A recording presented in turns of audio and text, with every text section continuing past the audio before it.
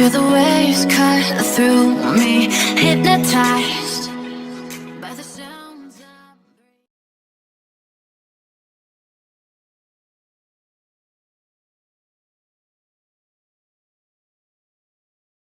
To turn positive on PCR. And so that's why po yung ginawa natin is we test on the 5th day. But based on the Department of Health data, in fact, even after the 5th day, there are still about 40% of people who still test positive on the 7th day po of arrival. So our proposed solution po kasi is that the testing, even on the 5th day, will still not pick up everyone. So it is either we test on the 7th day or we completely do away with the testing but make sure that we quarantine everybody until the 10th day po.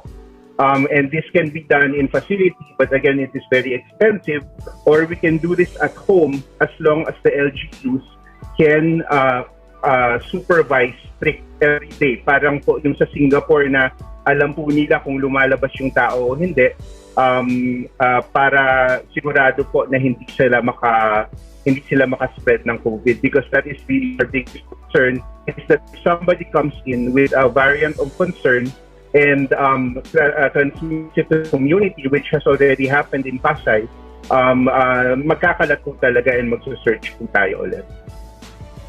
Test on arrival po, tapos if negative, complete 14 days isolation at home or at the LGU. And then, noong December 2020 po, when we met with you po sa Malacanang because of the variant, ang ginawa po natin, 14 days facility-based quarantine. And we tested on the 5th day. And then, earlier this year, in February, we shifted to the 5-day facility quarantine with testing on the 6th day. And kung negative, rini-release po. With the stipulation that the LGU continue to make sure that they quarantine to complete 14 days po. Next slide, please. So, ito po yung advantage nung dati, before December, mabilis po siya kasi testing on arrival, and of course, it's less costly. The disadvantage is that because kung nahawa ka ng virus in the plane, hindi pa magpa-positive yung test mo, and if we release you, then ikakalat mo po yung virus in your LGU if they are not very good at ensuring na na-quarantine po kayo ng 14 days. So, nasa handoff po ito from the airport to the LGU na nagkakaroon ng problema. Next slide, please.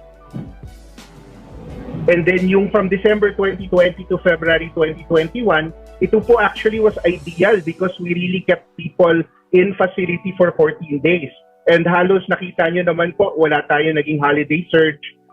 We were able to control the variants up to February. So your yung inutos niyo po ito na 2 weeks na facility-based quarantine, this was the most efficient way of controlling the entry. The problem is po, it's very expensive and was not sustainable, and that is why we changed it in February. Next slide, please.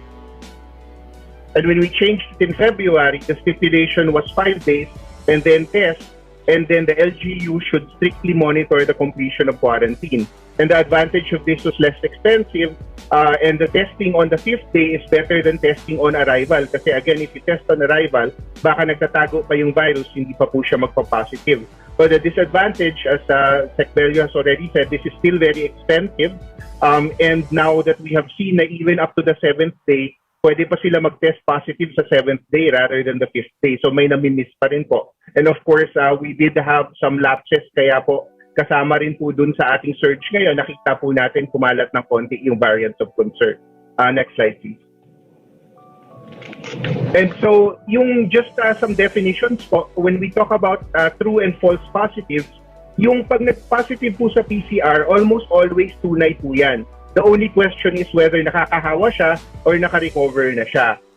And then, we can distinguish this naman as long as we look at the history of the traveler. Kung nagkaroon na siya ng symptoms, most likely, nawawala na yon. Pero kung nagsisimula pa lang yung symptoms niya, that is a real positive. We can distinguish that po. So, true false positive is very rare. So, hindi po namin iniisip yun masyado. If somebody tests positive, the safest action po talaga is to isolate, especially kung may variants of concern tayo, kasi nakita nyo naman kahit yung nangyari sa Benguet, isa lang yung makalusot, catastrophic po talaga.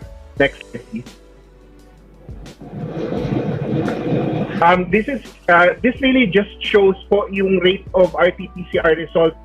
If you notice, wala pong 100% dyan. And that is why we say that testing is optional. Kasi even if you test someone who is symptomatic, there's still a possibility na magne-negative pa rin yung test. And so this is why we say that testing is optional for as long as we can complete the 10 days quarantine. Kasi yun po yung mas sigurado to say na hindi nakakahawang isang tao rather than testing on the first day, on the 5th day, or on the 7th day. Next slide, please. This just shows the period na nagpa-positive po yung virus at kung kailan po siya nakakahawa. Next slide, please. So ito po yung proposed changes as we have already mentioned.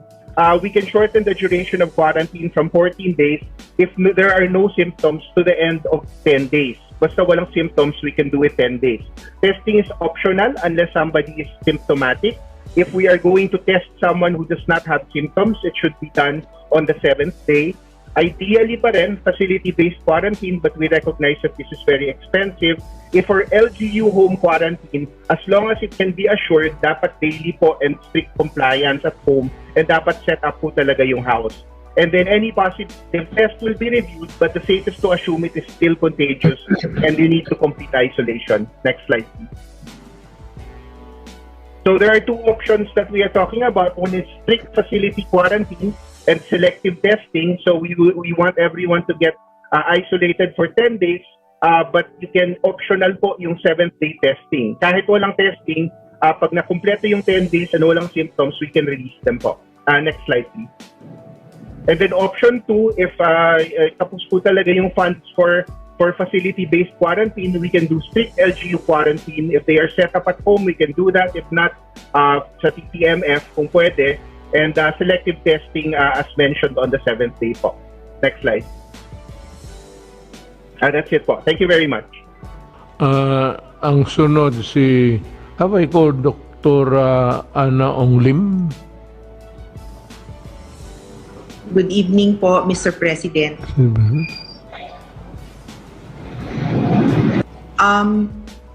The technical advisory group had some preliminary discussions po regarding the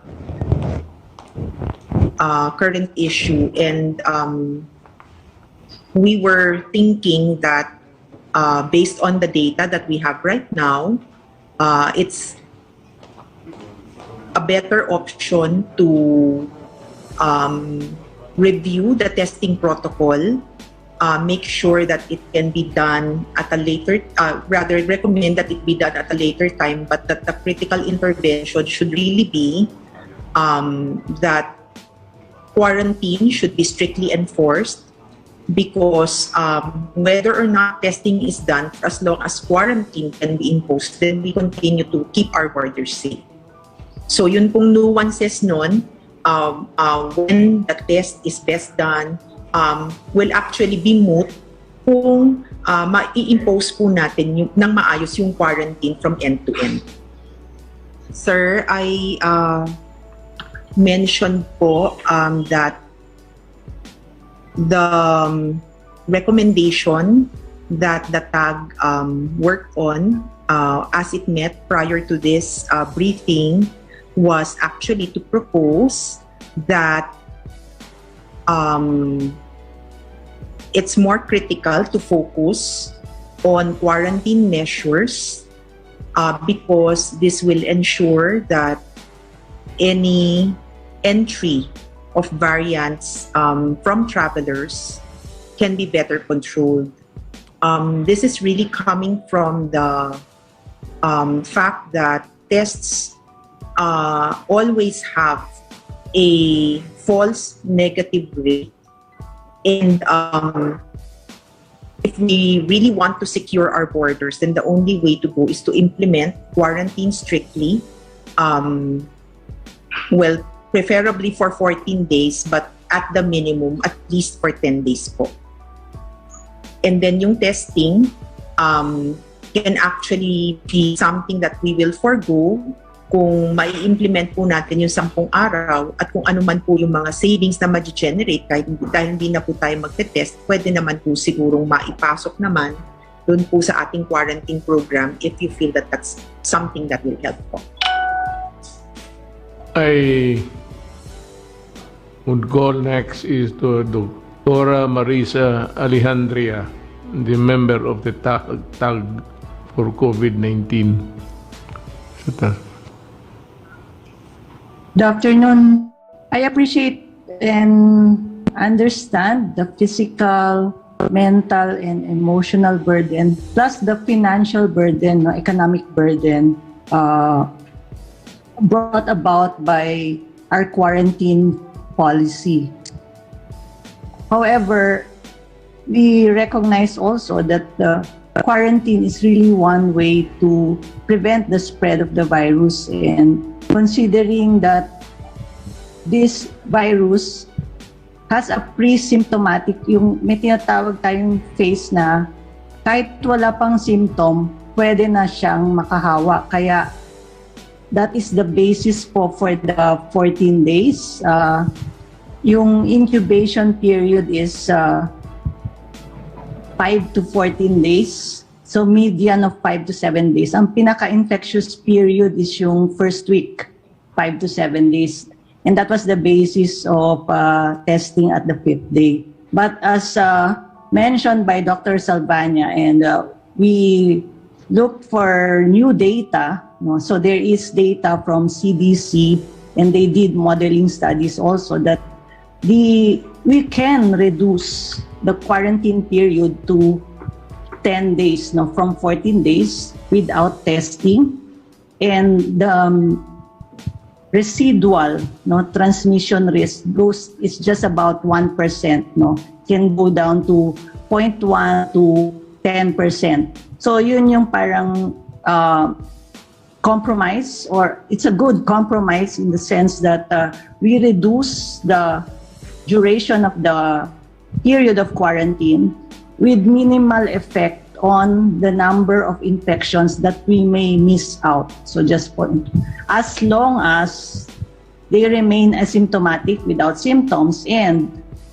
they will complete the quarantine period in the LGU, at home, or at the quarantine facilities with strict implementation and monitoring po. So the tag experts, we concur that we can relax the 14 days to 10 days without testing, as long as they remain asymptomatic and monitoring is strictly implemented. At any period that the traveler or the overseas Filipino worker gets symptoms during that 10-day, then testing should be done. So the system should be in place to be able to isolate once they get symptoms and they get tested. And then that's the policy that we can adapt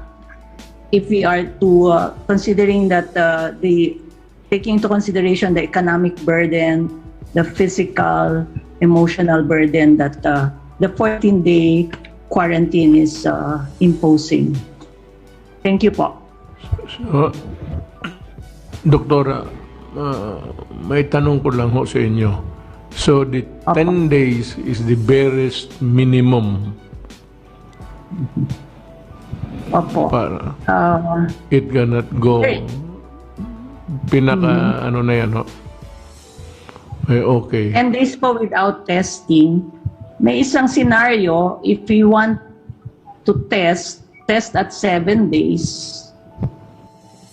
Yung first week kasi talaga po yung pinaka-highest possibility that you will develop symptoms. So test at 7 days and then wait for the result. If negative, then pwede nang ma-release. So mababawasan siguro from 10 to, depende on how fast the turnaround time of the result is, go down to 8 days, 9 days. But with testing, if we want testing, but it has to be at the 7th day. That's the other scenario. Siguro, i-costing yon, how much is the cost of the test, and kung mabawasan yung 10 days ng 9 days, 8 days, no, if you have a negative result. So the quarantine period should not go below 7 days. So maglalaro lang po sa 7 to 10 days kung maglalagay tayo ng testing para mabawasan yung 10. But Maraming salamat sa inyong patuloy na pagtangkilik sa ating tahanan at pagsubaybay sa mga kaganapan na nangyayari at sa ating tagumpay na natatamo dyan sa Indonesia. Hopefully, we will see you again in our next update. God bless.